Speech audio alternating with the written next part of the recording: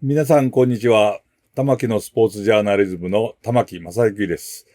今回からこの番組にフォーラム8さんが、チャンネルパートナーとして、参加してくださることになりました。私は、実は、このフォーラム8さんの PR 誌、そこでずっと連載を7年間以上やらせていただいてまして、そういう関係もあって、この番組のスポンサーと言っていいと思うんですが、やってもらうことになりまして、これからもさらに充実した内容をお届けしたいと思います。ということで、よろしくお願いします。皆さんこんばんは。フォーラム8プレゼンツ、玉木のスポーツジャーナリズムの時間がやってまいりました。MC のスポーツライター小崎です。このチャンネルはスポーツ文化評論家、玉木正幸が送る既存メディアとは異なる視点でスポーツの真の問題点を取り上げ考える番組です。コメンテーターの玉木正幸さんです。よろしくお願いします。はい、よろしくお願いします。はい、お願いします。今日はメジャーリーグ特集の第2回ということで、ゲストに前回に続いて、福島良一さんと、それと小林信也さんをお迎えして、メジャーリーグの話をしたいんですが、私はなんていうかな、日本人の選手がたくさんアメリカに行くのも畜生という気はあるんですけれども、メジャーリーグがあまりにもきちんといいことやってるなって思うことも多くって、例えばその一つとしてね、ニグロリーグを今になってっておかしいな。廃止されてから60年ぐらいですよね。もっとかな、で、経ってからニグロリーグを全部認めたんですよね、ルールを。そうでしたね、はい。ルールと、成績なんかをね、それを新たにメジャーとして認めるっていうことを言われて、例えばそれこそジョッシュ・ギブソンというすごい選手がいたんですけれども、彼がタイカップの通算打率1位ですか、ナンバーワンをギブソンの方が上回るっていうのを認めてしまったって言ってもおかしいな。でもこういうことをね、今になってやるメジャーもすごいなぁと思うんですけど、福島さん、これメジャーリーグ、本気でやりましたね、黒人のそうですね。特に近年メジャーリーグはですね、ニグロリーグへの功績を認めるような動きになってきました。はい。というのもですね、1900年代初め、メジャーリーグに対抗して、当時はメジャーリーグには黒人選手は認められなかったんですよ。そうですね。入れなかったわけです、ね。それに対抗して、黒人だけのプロ野球、ニグロリーグが誕生したわけですけども、当時のニグロリーグというのは、メジャーリーグに実力的には決して負けないぐらいの高いレベルを持ってたんです。で、また人気もあったんですよ。はい。で、それが1947年にドジャースが初の黒人大リーガーとして、ジャッキー・ロビンソンを登用し、それをきっかけにニグロリーグの一流選手たちが次から次へとメジャーリーグに移籍したわけですけども。なるほど。で、間もなくしてニグロリーグは消滅することになってしまったんですけども。しかし、ニグロリーグというと、アメリカの北米大陸のほぼ中心にあるミズーリ州、カンザスシティがゆかりの地なんです。なぜかというと、そこにカンザスシティモナックスという、強豪チームがありまして、そこに玉木さんおっしゃったようなジョシュ・ギブソンとか、あるいは史上最高の投手と言われた、サッチル・ペイジとか、そういった大選手たちが家族いたんですよ。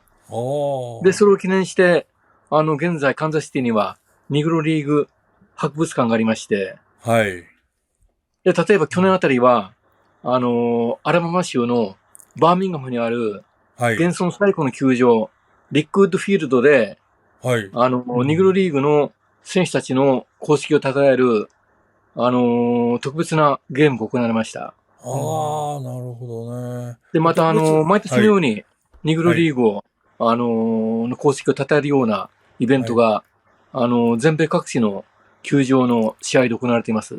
そうですか。つい先日も、カンザスシティで行われたドジャースの試合が、ニグロリーグの功績を称えるゲームでした。で、その時なんかも、大谷選手が、現地のテレビ中継では、大谷選手が打席に立つ前に、ニグロリーグで投打の二刀流で活躍したブレッド・ローガンという選手の紹介などもされてましたし、こうやってメジャーリーグは、ネグロリーグの功績というものを、今になって非常に大切にし、功績を称え、そういう形で。なるほどね。いや、またそれはすごいですね。昨年、何年か前ぐらいから、それこそスポーツ界の中でもそうですが、ブラックライブズマターという、黒人の運動があって、で、そのブラックライブズマターの、なんて言いますか、ポスターみたいなものが、メジャーリーグと同じように、メジャーリーグのそのロゴの横にブラックライブズマターという書かれてるようなのが出ていたのをネットで見て私もびっくりしたんですけれども、やっぱりそういう世の中の流れにきちんと乗ってると言ったらおかしいですけども、MLB はそれをやっぱり推進しているのかな。後ろから追いかけてるというよりも推進してますね。要するに記録、タイカップやベーブ・ルースの記録じゃないんだ、今までのナンバーワンの記録はこっちなんだって言ったんでしょ、あれ。はい、そうなんですよ。はい。そうなんですよね。あれはすごいことですよね。はい。だから事実、メジャーリーグの今の記録を見ると、通算打率は、タイカップが3割6分7厘という、不滅の記録を持ってたんですけども、現在見ると、その上にジョシュ・ギブソンという選手が存在しています。それが要するに公式の、記録だというふうになったわけですね。そうなんです。すごいな。なんか、白人専門の、要するに、メジャーリーグがあった。もう一つ、黒人専門のメジャーリーグがあったという考えになったわけ。それを一緒にして考えようということになったわけですね。そうですね。はい。すごい。これ、小林さん、ちょっと、すごい革命的な考えだと思いませんか、これ。まあ今お聞きしてて、理解できないような話ですよね。別に存在していた野球をね、まあ言ってみれば、そこには日本の野球は入ってこないんですかね。入ってこない。そうですね。残念ながら入ってこないし、そういった話はまあ。日系の選手がいないわけではなかったとは思いますけどね。メジャーリーグには入ってないかもしれないけれども。ただ、まあ、人種差別という観点もありますけれども、僕やっぱり今の話を聞いてても、歴史をちゃんと検証するっていうかね、きちんと語り継いで、称賛するという、まあそういうことがアメリカのスポーツ界ではすごくきちんと行われてるなと思うんですね。ホールオブフェームなんかもそうだと思いますけど、日本のスポーツ界って、もうちょっと前のことってもう忘れられてることの多いんですよね。そうですね。歴史を大切にしないですよね。水に流してしまうのかどうかわかんないですけど、今から国民リーグの記録を認めようなんていう動きは絶対出てこないでしょうね。国民リーグって言っても若い人誰も知らないと思うけれども。小崎さん知ってますか？国民リーグ。はい。国民リーグって知ってますか？どんなプロ野球選手がいたかとかっていうことも僕らはね、若い頃に興味を持って調べたりしたけど、今だって長嶋っていう人だって知らない人のがほとんどですもんね。そうですね。小林さんの長島特集、この YouTube で、3回連続やりましたけれども、他の番組と比べて、視聴回数はあんまり多くなかったですね。これは悲しい話ですけれども。65歳以上男性しかなかったですね。そういうことだそうです。それがわかるそうですよ、最近の YouTube では。ですから、まあ、なかなか若い人には伝わらない。これ、福島さん、メジャーリーグのこのやり方、ニグロリーグの扱い方みたいなのは、若い人にも、やっぱりどうなんですかね。理解されるんですかね、こういうの。だからやっぱり若い人たちにも理解してもらおうという動きも当然してます。だから去年、バーミンガムで、ニグロリーグの公式を称えるゲームがありましたけども、そこにはちゃんとニグロリーグの歴史や、その存在の大きさっていうものをきちんと細かくですね、紹介しているコーナーがあります。それはメジャーリーグの源流がニグロリーグも入っているっていうことを、そうです。そういう認識なんです、そもそも1947年、ジャッキー・ロビンソンが初の黒人大リーガーとして誕生したけど、その後、ウィリー・メイズもそうだし、ハンク・アルもそうだし、アーニー・バンクスもそうだし、後にベンド・ウィリする偉大な人たちがもうみんなやってきたんですよ。で、当時本当に1950年代あたりというのは、まさにメジャーリーグは、ニグロリーグの選手たちによって支えられていたわけです。なるほど。で、それがまたメジャーリーグの初めての黄金時代でもありました。で、その時にその時こそ真のナショナルパスタイムと言われました。アメリカの国民的娯楽だと言われました。なるほどね。で、ニグロリーグも源流であるっていう、源流の一つであるってことですね。で、ニグロリーグの選手たちはメジャーリーグの野球のスタイルまで変えたんですよ。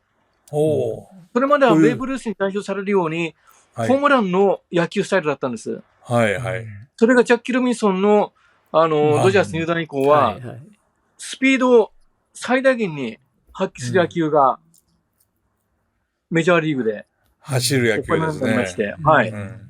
それがもう60年代、70年代続いて、で、やがてまたホームラン時代になってきたけども、でもここに来てまたルールを変更してまで、やっぱりパワーだけでなく、スピードの素晴らしさというものをですね、もう一度思い越そうということで、交流数が増やせるような野球のルールに変えました。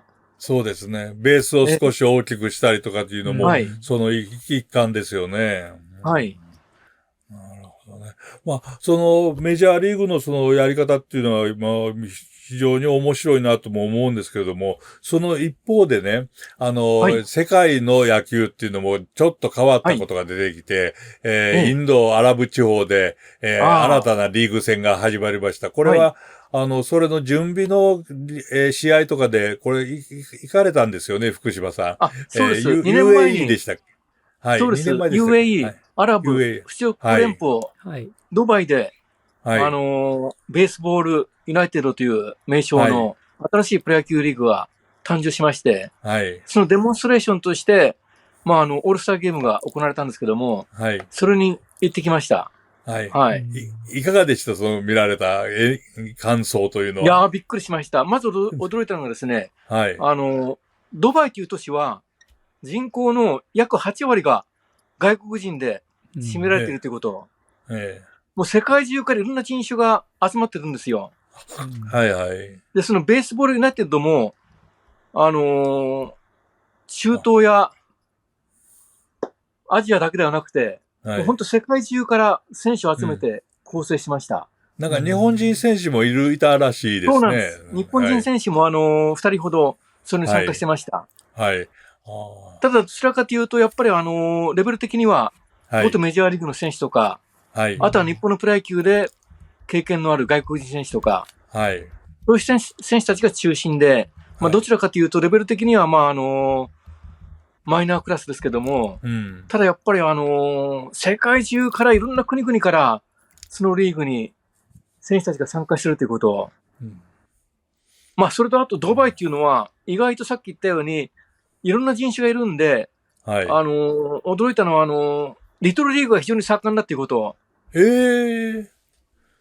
そうなんですが。で、そこには日系人も多くいたり、また日本人だけのチームもあったりとか、すごい盛んなんですよ。子供たちがそれだけ熱心に野球に興味を持ち、プレイしてるってことは、未来は明るいと思いましたし。そうですね。で、この秋から本格的にリーグ戦がスタートします。そうですね、始まるらしいですね。その UAE とかを中心ですけれども、インドのムンバイですか、昔のインドとパキスタンと3カ国。合計4チームが参加します。なるほどね。小林さん、UAE でリトルリーグが結構盛んだってのご存知でしたか？いや、今初めて伺いましたけれどもね。確かに聞いてて思ったのは、日本では野球が場所もない時間もないね。いろいろ、もう成長するはずがない条件ばっかりが増えてるんだけども、海外に目を向けるとね、例えば時間に余裕があるとか、から日本人みたいに1週間に7回も練習しないとか、なんかそうか、いい要素もたくさん揃ってるのかななんて思ったりしました。なるほどね。未来の日本人選手は、外国の、商社マンの息子のあたりが、リトルリーグで育って、強くなってくるかもしれないっていうような、そんなことですね。で、そもそもメジャーリーグがですね、はいはい。世界の野球発展のために、積極的に努力してるんですよ。はい。今おっしゃったその中東のリーグ。はい。1982年のオールスターゲームで、世界の野球を大々的にアピールするイベントが行われました。なぜかというと、82年のオールスターゲームの開催地がカナダのモントリオールだったんですよ。はいはいはい。当時史上初めてアメリカ合衆国以外の地でオールスターゲームが開催されました。はいはい。で、そこで世界に野球を広めるために、日本からも当時中島茂雄さんと張本勲さんが参加しました。はい。なるほどね。で、その2年後には、ロサンゼルスオリンピックで初めて野球が公開競技として開催されました。はいはいはい。あれも当時ドジャースの会長だったピーター・オマリさんと、はい。はい。それと当時会長補佐を務めていたアイク・カールさんの尽力によって実現したものでした。なるほどね。はい。要するに、それはメジャーリーグ自体が世界に野球を広めようという一環の動きということですよね。はい。だから当時ピーター・オマリ会長は、中国の天津にドジャースタジアムという名前の野球専用球場も作りましたし、はい。で、世界中に、後進国に、メジャーリーグの指導者などを派遣してますし。そうですね。はい。いや、私がで、そのベースボールユナイテッドもですね、実は元メジャーリーグ、さらには現役のメジャーリーグの選手たちも多数共同オーナーとして参加してるんですよ。ああ、そうですか。例えば、アルバート・プーホールズ、通算705本塁打を達成した。はい、プーホールズ。はい。はい。あとはヤンキース史上というか、メジャーリーグ史上最高のクローザーと言われた、マリアーノ・リベラとか。はい。はい。また現役でも、アトランタ・ブレーブスの一番バッターで、オールスターゲームに選出された、ロナルド・アクーニャ・ジュニアという外野手とか、もう多数参加してるんです。彼らがどうなんですか、オーナーとして参加してるっていうことなんですか？そうです。はい。要するに金銭面のリーグに出資してるんですよ。なるほど。はい。だから2年前の、その、イベントにも、多数の元メジャーリーグの人たちも参加してましたし、はい。今後も積極的に参加し、なるほど。はい。その球界発展のために、大いに尽くしてくると思います。いや、MLB がいろんな活動をしてると面白いなと思ったら、MLB ジャパンっていうのもあるんですよね。そうですね。日本の組織が。はい、それが今、アメリカで活躍している日本人の、選手のマンホールの絵を作ってる。はい。今日昨日だったかな、菅野選手を、出身地である神奈川県の相模原に、そのマンホールが設置されたっていうのが、私の撮ってます東京新聞の神奈川版に載っていまして。そうでしたか。こんなところで、その文章を読むと、MLB ジャパンの援助によりって書いてあるんですよね。そうなんですよ。はい。あら、やっぱりこういうところまでやるのかと思いますけれども、小林さん、やっぱり世界に手を広げてますね、MLB。は。そうですね。僕は最初にアメリカに行った時に驚いたのは、プロのスポーツが子供たちのスポーツを支援するんだっていうのを聞かされたんですね。なるほど。僕が経験したのはスペシャルオリンピックって言って、あれは知的障害のある方々を使って、そうですね。はい、それを、僕はフリスビーの選手としてですけども、日の丸をつけていかれて、フリスビーの選手が子供たちを指導すると。で、僕のイメージの中には、プロはそんなことはしないんだと。ね、そういうことは近所のおじさんがやるみたいなイメージがあった。なるほど。いや、全然そうじゃないよって、それがプロバスケットであり、プロ野球であり、もうプロこそが子供たちに教えて、底辺を拡大。それはだって、ひいてはお客さんの、そのね、育成にもつながるわけだからって。まあ、それが、アメリカの常識なんだな、というのを、まあ、改めて今、教えていただいた気がしますね。いやー、本当それが自然な形だっていうのがなかなか日本ではね、なんかプロ野球と高校野球がこう、互いにこう反目しているところもありますから、うまくいかない、ところがあるんでしょうけれどもね。いや、野球の話をメジャーな話を福島さんに本当来ていただいて、話をしていただいて、野球の世界がより広がるのはいいんですけれども、逆に日本の野球が心配になってくるっていうような気持ちにもなってきたんですけれども、第2回目の話はこのぐらいにしておいて、第3回目の話で、ちょっと小林さんにもどんどん発言していただいて、はい、いや、日本のプロ野球どうしたらメジャーのように素晴らしくなるかと、また福島さんからもそういうアドバイスをもらいたいと思いますね。はい、わかりました。ということで、第3回目もよろしくお願いします。福島さん。はい。小林さん、今日はありがとうございました。ありがとうございました。皆さんご覧いただきありがとうございました。次回のフォーラム8プレゼンツ玉木のスポーツジャーナリズムは、今週のテーマ、メジャーリーグとプロ野球の未来を考えるのエピソード3、日本の野球とアメリカの野球、未来の関係はどうなるのかです。引き続き福島さんと小林さんと共にお送りします。それでは皆さん次のエピソードでお会いしましょう。さようなら。